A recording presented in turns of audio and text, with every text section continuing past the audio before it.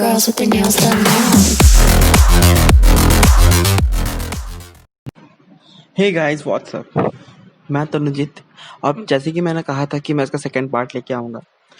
Actually I am really sorry, मैं बहुत दिन से ट्रेनिंग में फंसा हुआ था, मेरे एग्ज़ाम्स थे, तो सेकंड पार्ट लाने में मुझे देरी हो गई। तो बिना किसी टाइम वेस्ट के स्टार्ट करते हैं आज का सेकंड पार्ट। तो अपना सेकंड पार्ट होगा इंट्रोडक्शन पे ही। कुछ कॉन्सेप्ट्स पढ़ेंगे जो ethical hacking means policies, information security policies में काम आती है। तो लेट्स स्टार्ट। ओके, तो पहला टॉपिक है अपना आज का CIA triad. What is CIA? C stands for confidentiality, I stands for integrity, A stands for availability. Basically, it is a model designed to guide policies for information security within an organization. तो confidentiality क्या होता है? जैसे कि आपने देखा होगा कुछ कुछ कंपनीज के सीक्रेट फाइल्स रहते हैं, जिसमें कह सकते हैं कि हम लोग उनके कुछ इन्फॉर्मेशंस रहते हैं, यूजर्स इन्फॉर्मेशंस रहते हैं, एडमिन इन्फॉर्मेशंस रहते हैं एंड मैनी मोर, जो कि कॉन्फिडेंशियल होता है, सीक्रेट होता है। वो कोई भी कंपनी नहीं चाहेगा कि उसका सीक्रेट इन्फॉर्मेशन बाहर जाए, लीक हो जाए। So for this we have to make policies like, मतलब जो वो फाइल है वो कितना सिक्योर है, that is confidentiality documents. Then comes the integrity part. Integrity part ये होता है कि assurance of protection of information against unauthorized tampering or modification in any files when in transit. तो इसका मतलब ये हुआ कि अगर कोई फाइल में कुछ चेंजेस करता है तो हर चीज का एक ऑडिट ट्रेल रहना चाहिए, मीन्स इंफॉर्मेशन रहना चाहिए कि हाँ ये फाइल इस टाइम पे चेंज किया गया था। तो इससे पता चलेगा कि कब किसने फाइल चेंज किया, कि हाँ चलो हाँ okay this file is been change by this admin group of this people of this company. तो पता चलना चाहिए, दैट इज इंटीग्रिटी। तो कितना सेफ है, तो इसका बेस्ट प्रैक्टिस हम लोग ये कर सकते हैं कि जैसे कि कोई फाइल में अपना यूजर नेम पासवर्ड्स रहते हैं यूजर्स के, जो लॉग इन करते वगैरह अपने कंपनीज के एप्लीकेशंस में, तो बेस्ट मेथड ये रहेगा कि उनके पासवर्ड्स को हम लोग सॉल्ट ऐड करके हैश मेथड से उसको एनक्रिप्ट कर दें। That will be the best practice for this integrity. Okay, then comes the availability part. Availability part में ये हुआ कि assurance of reliable continued access of information to authorized personnel. इसका मतलब ये हुआ कि जो कॉन्फिडेंशियल डॉक्यूमेंट है वो किस हद तक मतलब कितनों को एक्सेस दिया गया है, जिनको एक्सेस दिया गया है क्या वो उस कंपनी के हैं या फिर इन रिलेशन टू दैट, ऐसा कह सकते हैं। अवेलेबिलिटी मतलब वो डॉक्यूमेंट कितने जन के पास अवेलेबल है, एक्सेस है, सो दैट इज अवेलेबिलिटी। तो उस हिसाब से ही किसी को एक्सेस देना चाहिए। जैसे कि कहते हैं कि नहीं यार ये मेरा फाइल है, मैं इस 3 जन को एक्सेस दिया हूँ, उससे ज़्यादा किसी को एक्सेस है नहीं, इन तीनों को छोड़कर किसी को कुछ पता नहीं है। Okay, that is CIA total. That ये एक मॉडल है जो बेसिकली गाइड करती है पॉलिसीज के लिए इंफॉर्मेशन सिक्योरिटी ऑर्गेनाइजेशन में। Okay, then comes the next part, AAA concept, that is authentication, authorization and accounting. Authentication तो सबको पता ही है, अगर कोई एप्लीकेशन में हम लोग लॉग इन करते हैं तो उसके लिए एक वैलिड यूजर नेम पासवर्ड चाहिए होता है, बेसिक ऑथेंटिकेशन हो गया वो। Okay, so it provides a method of identifying a user typically by having the user enter a valid username and password before access to the network is granted. अगर वो valid user name and password डालता है then the user will be granted on that network. Then comes authorization. Okay, जैसे मैंने last video में कहा था कि ऑथराइजेशन में जैसे कि हो गया कि जैसे आप कहीं पर जाते हो तो वो लोग मांगते हैं कि आप अपना आधार कार्ड दिखाओ तभी मैं मानूं कि आप एक ऑथराइज्ड पर्सन है इंडिया में। Okay, so a procedure to validate if you have the permission to access the higher privilege. मतलब ये हुआ कि सोच लीजिए किसी एप्लीकेशन में एडमिन पेज है और एक यूजर पेज है। आप यूजर हो लेकिन आप एडमिन पेज को एक्सेस करना चाहते हो, तो उसके लिए वो ऑथराइजेशन क्या करेगा, आपको कुछ बोलेगा कि show this thing so you can have access to that admin page. तो आपके पास कुछ वैलिड ये रहना चाहिए कि हाँ I have this I card, so I have this email username or any password, so to get authorized to that particular admin page, that is authorization. Okay. Okay, तो next जो है अकाउंटिंग। ये एक प्रोसेस है that ensures detailed audit logs of all operations performed and systematically record and maintain to enable subsequent verifications. Okay okay, तो सोच लीजिए आप कहीं पर काम करते हो और आपको डेली कुछ मिलता है, मतलब काम खत्म करने के लिए, तो आप क्या करते हो, एक नोटपैड रखते हो और रेगुलर उसका ऑडिट लॉग्स लिखते हो। मतलब हाँ, आज मैंने ये काम खत्म किया, आज मैंने ये काम खत्म किया एंड दिस दिस दिस, तो एक रिकॉर्ड बनाते हो। बेसिकली आपका ये कंपनीज में होगा, आपको कुछ प्रोजेक्ट्स मिलेंगे तो आपको रेगुलर रिपोर्ट्स देना पड़ेगा। That is known as accounting.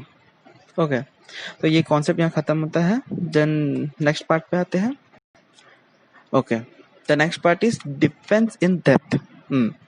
तो यहाँ मैंने दो फोटोज रखे, आप दिख रहे होंगे आपको। एक एग है एंड एक स्लाइस्ड ऑनियन है। दोनों में क्या डिफरेंस है? अगर हम लोग एग को ब्रेक करते हैं तो डायरेक्ट यॉक तक पहुंच जाते हैं, तो इसका सिक्योरिटी लेवल जो है बहुत ही खराब है। और जो ऑनियन है, हम लोग को पहुंचना है उस पार्ट तक जो लास्ट पार्ट है, तो पहला पील को हटाएंगे, फिर नेक्स्ट पील को हटाएंगे, फिर नेक्स्ट नेक्स्ट नेक्स्ट करते करते हम लोग को पहुंचना है। तब तक तो पहुंचते पहुंचते बहुत लेट भी हो जाएगा। तो मैं आपको दिखाता हूँ एक चीज, डिफरेंस इज दैट। तो मेनली अपना डेटा सबसे लास्ट पार्ट में छुपा हुआ रहता है। Then comes the application, then host, then internal networks, then perimeters, then physical level protocols and anything you can say, then comes the policies, procedures and awareness. Okay, एक hacker को इतना level cross करके data तक पहुंचना पड़ता है, that is known as defence in depth. इतना layers को क्रॉस करना भी बहुत मुश्किल है, क्या पता इससे पहले कोई पकड़ा जाए। सो डिफेंस इन डेप्थ ये होता है कि अपना डेटा को कितना सिक्योर रख सकते हो आप, कितना लेयर्स के हिसाब से। तो that is known as defence in depth. इसके बाद जो हम लोग पढ़ने वाले हैं वो है ओवास्प के बारे में। आइए देखते हैं। ओके, तो व्हाट इज ओवास्प? OWASP is Open Web Application Security Project. Basically ये एक फाउंडेशन है और नॉन प्रॉफिट फाउंडेशन है ये वाला। तो इसमें क्या होता है ना, ये एक फोरम टाइप के है। जैसे कि अगर सोच लीजिए मैं एक हैकर हूँ, मैंने किसी वेब एप्लीकेशन पे एक फ्लॉ ढूंढा जो आज तक निकला नहीं है, तो मैं उसे कहीं पर पोस्ट करना चाहता हूँ इस हिसाब से कि हाँ सबको पता चले कि दिस इज एन फ्लॉ, आगे किसी और एप्लीकेशंस में भी आ सकते हैं। तो बेसिकली ये एक फोरम है, यहाँ आपको हर टाइप के अटैक्स के बारे में पता रहेगा। इसमें सब कुछ लिखा हुआ है कि this attack founded on this date on this application, इसमें सब कुछ लिखा हुआ है। तो basically the OWASP is a non profit foundation that works to improve the security of software through community-led open source software projects. Hundreds of local chapters worldwide, 10,000s of members, and leading educational and training conferences. तो ये लोग क्या करते हैं, ये लोग कुछ members हैं और लोग लोकल चैप्टर्स भी करते हैं, सिटीज़ वगैरह में जाते हैं, होस्ट करते हैं प्रोग्राम्स, वेबिनार्स रखते हैं, उसके बाद साइबर सिक्योरिटी का कोर्सेज करवाते हैं, बहुत कुछ करवाते हैं ये लोग। बेसिकली ये लोग एक टीम है जो मेनली रिसर्च वगैरह करते रहते हैं। Then comes the types of attacks. It is also known as OWASP top 10, जिसको फाइनल किया गया था 2017 में। ये कुछ मेजर अटैक्स है जो बहुत हद तक हुए हैं, इसलिए इनको लिखा गया है ओवास टॉप 10 पे। तो पहला अटैक है इंजेक्शन अटैक। बेसिकली इसमें दो टाइप ऑफ अटैक्स आते हैं अभी। एक है सीक्वल इंजेक्शन और सेकेंड है कमांड इंजेक्शन। सीक्वल इंजेक्शन होता है एसक्यूएल डेटाबेस, माईएसक्यूएल, MariaDB ये सब पे, और कमांड इंजेक्शन जो होता है वो होता है ओएस पे।